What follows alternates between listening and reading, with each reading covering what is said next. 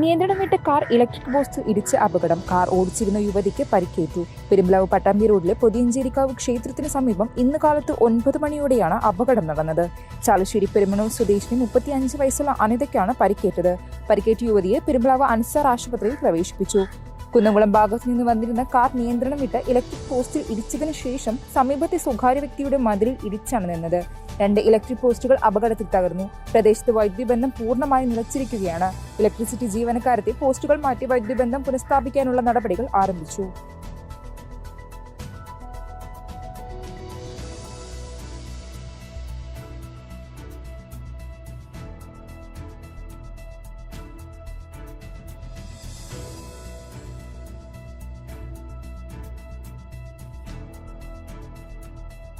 പെണ്ണ് കുതിക്കും പെണ്ണിനെ കുതിപ്പിക്കുന്ന കനക ഘടകാഭരണങ്ങളുടെ കമനീയ ശേഖരവുമായി പട്ടാമ്പി പട്ടണത്തിന്റെ കനക കൊട്ടാരം Manukkas gold and diamonds, Manukkas tower, railway over ബ്രിഡ്ജിന് സമീപം മെയിൻ റോഡ്, പട്ടാമ്പി.